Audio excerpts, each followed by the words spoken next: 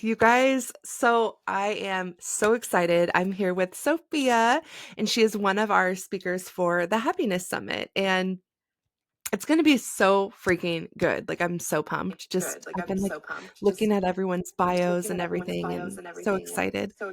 Okay, so I'm going to have you introduce yourself and just let us know, especially like how you got into EFT, but also just everything, because I know that there's a story there, and I know we want to hear it.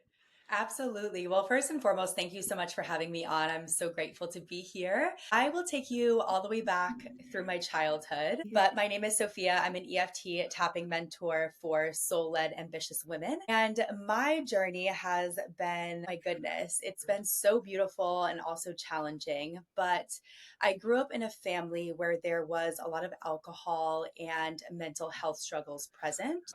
And from a young age, I believed that I had to earn love, especially from my Mhm. father. So I did everything that I could to be loved and accepted, which in turn made me really dim my light and start to water myself down. And when I was about 15 years old, I went to high school and I ended up getting bullied and realizing Mm. that in order to be loved and feel a sense of belonging, I would have to try to do my best to fit in.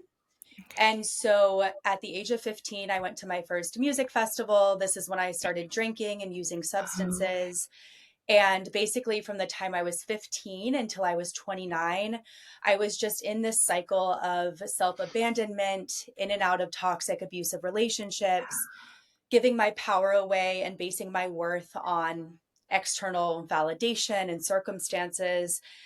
And through these 15 years, I really lost touch with my authenticity and who I was. I really didn't know anything about myself. And so when I was 29 years old, I looked in the mirror and didn't recognize the woman staring back. And it was really just my I'm done moment. In that very moment, I was like, okay, I cannot live the way that I've been living. I have to take responsibility for my healing and start to take the steps to come home to myself. And that's really how Her Journey Home was born, which is my brand, my podcast. And in the last 2 years is when I really started to prioritize my physical health, really start getting into EFT tapping. I was watching Brad Yates on YouTube. He's like the king of tapping. And I was doing it every day. I was meditating and visualizing. And I finally got to a place where I began to really recognize myself again. And I started to, turn the pain into purpose. And I'm the happiest I've ever been, but it didn't come necessarily easily. I had to go through those trials and tribulations to get to where I am mhm. today. But yeah, so grateful for being here. I feel like so many women can resonate with that story of feeling like I completely lost myself, and we all, like that low self-esteem in a young age, how it leads us into wanting to fit in and drinking and the substance, all of that. Like, I feel like so many people can resonate, and I love how it always brings like such an amazing journey, because there's always that moment where you're like, hold on, I do not recognize myself. Something needs to change. I need to do something about it. Can you explain? I don't know if this is something you can even like put into words, but like, can you explain how EFT tapping and what else, the other things you did kind of brought you back home into yourself? Like, how does that even happen? I love this question so much. So, EFT stands for Emotional Freedom Technique. So, literally, it will help you to free your emotions. And for the longest time, I ran away from my emotions. I didn't want to feel, which is why I numbed with alcohol and substances. It was honestly my escape from life and from feeling. And so EFT allowed me to come back into my body, to regulate my nervous system, to let my body know it is safe to actually heal and expand. Because a lot of times I was self sabotaging, and people think, oh, self sabotage, like I must not want it enough or I'm lazy. Mhm, And actually, mhm. self sabotage is simply self protection. If your body doesn't feel safe, you're not going to be able to take the steps to actually change your life. So, EFT was one of the modalities for me that was so incredible, because not only is it helping you to rewire limiting beliefs, it's also helping to regulate the nervous system, and it's a gentle somatic tool. So I've done deep breath work. I've done a lot of different tools along the way. Yeah. And EFT is just the one that really resonated and stuck with me because I could literally pull it out of my back pocket at any time. If I'm in Yes. the back of an Uber or I'm running late somewhere or I'm at the airport, I could use EFT.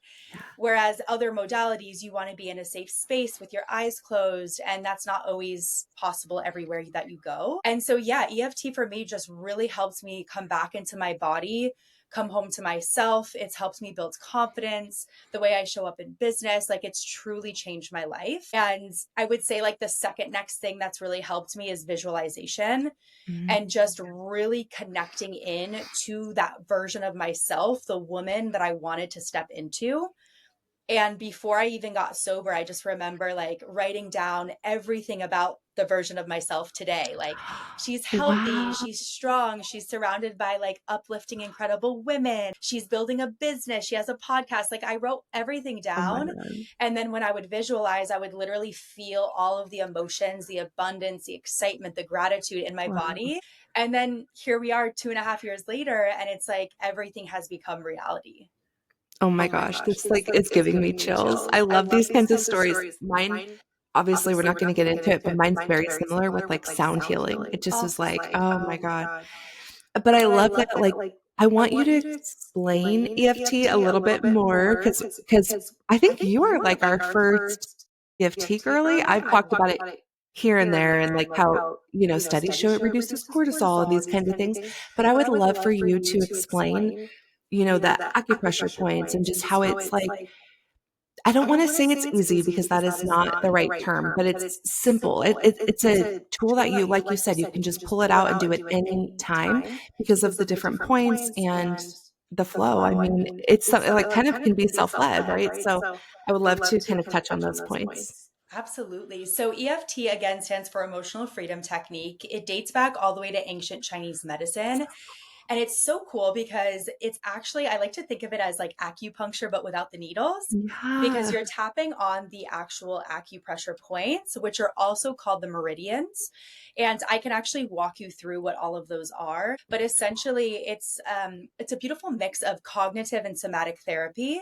So cognitive therapy, meaning the patterns, the thoughts, all of that, mixed with the healing through the body, releasing the energy and creating that energy flow throughout your body. So when you're actually tapping on the meridian points, it's sending a signal to your amygdala, which is the part of the brain that's responsible for processing fear and stress. And it's literally sending a signal telling it, I am safe. So when you're anxious or you're overwhelmed and your sympathetic nervous system is Yeah. turned on, which is for fight or flight, and you're feeling like that, really like, I got to get out of here, Yeah. EFT is again like a gentle modality to bring you back into your body to ground and to feel safe again. So good. I And know. I can also go through the acupressure points Yeah, as that'd be well, so just cool. to make it a little bit more. I feel like sometimes people are like, "Why? I don't understand. Why are we tapping?" Yeah, exactly, or certain like we'll get into it, but I know, like, maybe there's, like, your go-to point or something like that, so Absolutely. So the first three, you always want to start on the side of the hand. And this is where you begin your setup statements. So okay. setup statements always begin with, even though I fill in the blank, I deeply and completely love, honor, and accept myself. Or a different variation that feels true to the person that's tapping. That's the most important part of EFT is that whatever you're speaking, you want to make sure it's something that you really believe Mhm, and it lands in your body, because sometimes I deeply and completely love, honor, and accept myself doesn't feel fully true. So mhm. you could switch it to, I'm choosing to love and accept myself right now, or I'm choosing to be present with myself right now. So you would start out with the three setup statements, and then you move on to reminder statements. And the Oh, reminder statements essentially back up or reinforce the setup statement.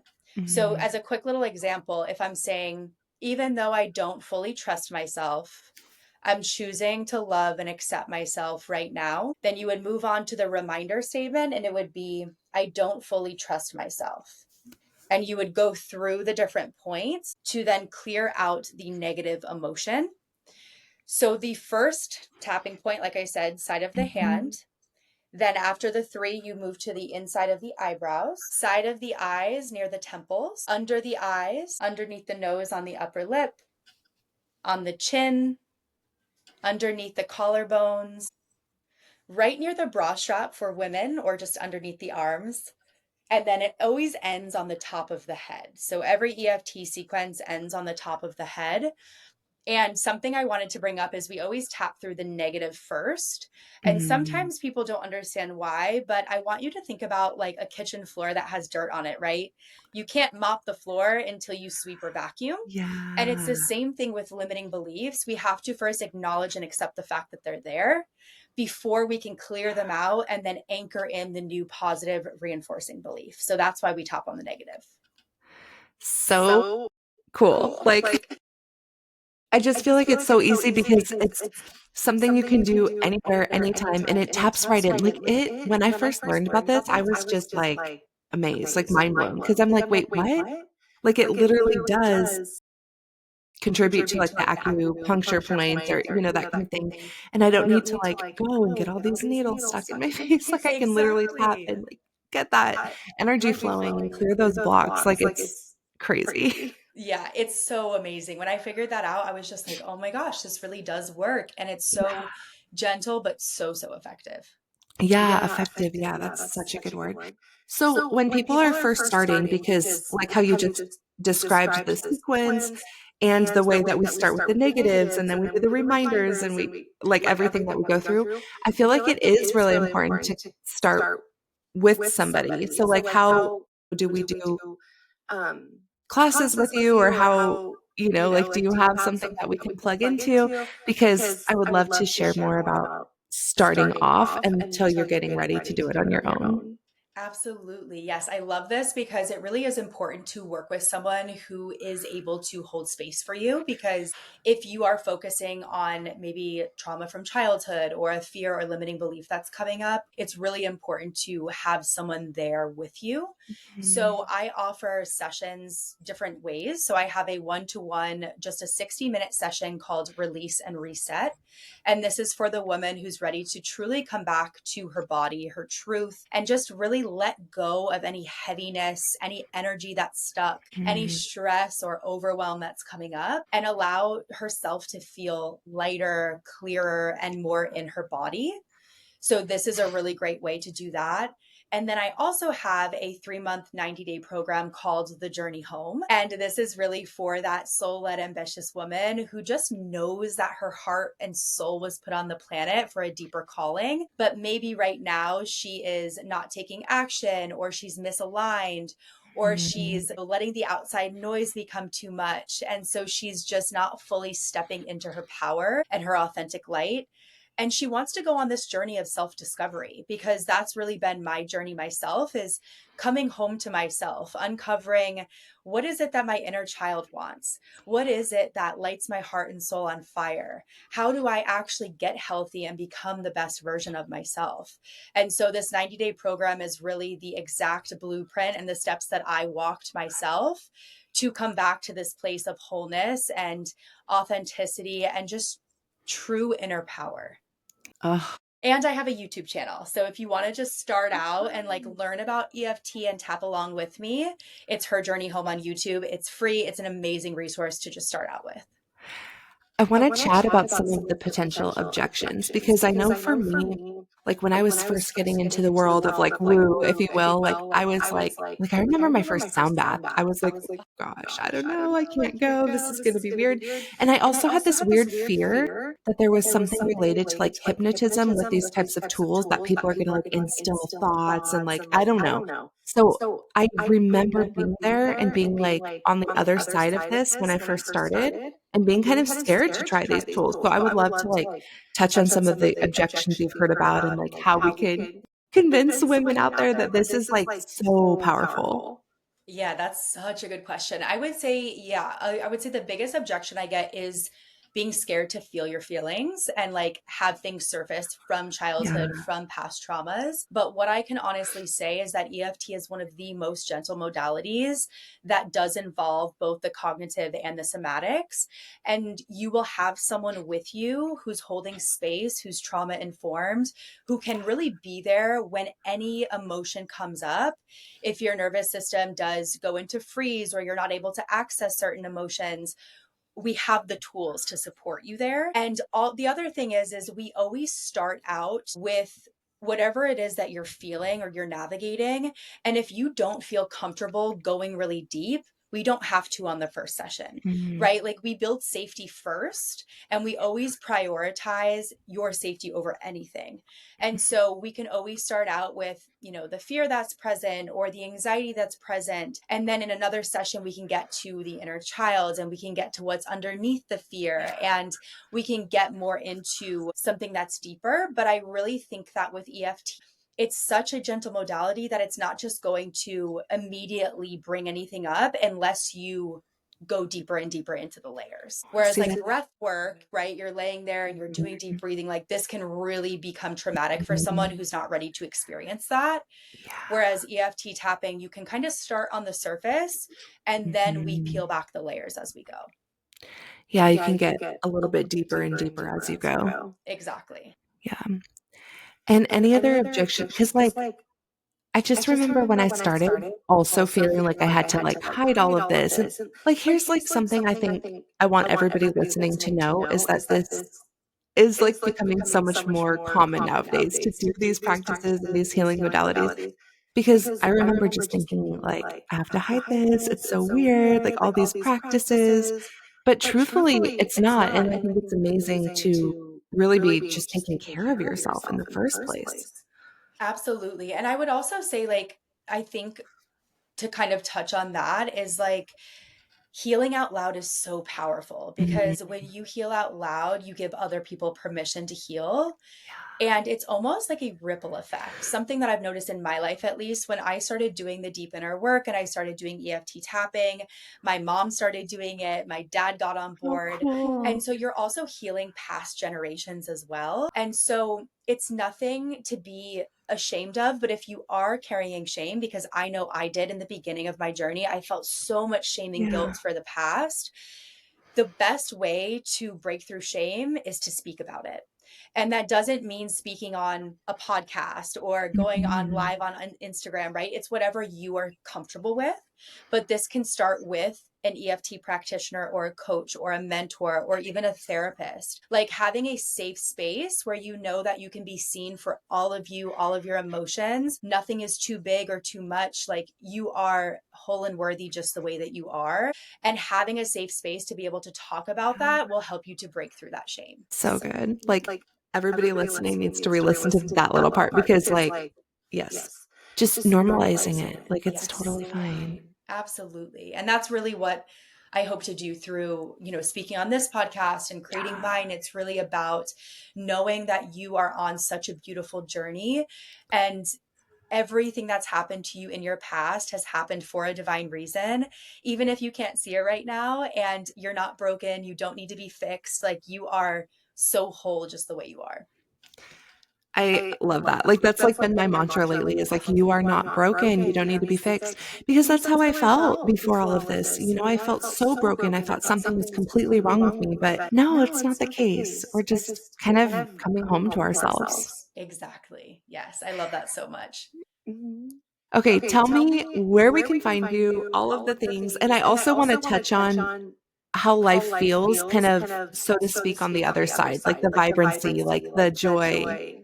My goodness. So life feels so nourishing and so incredible now. Like I can honestly say going through the dark times brings you even more gratitude when you get to experience the light. I love Like you can't have the light without the dark and the dark without the light. it. It's the duality of life and being a human.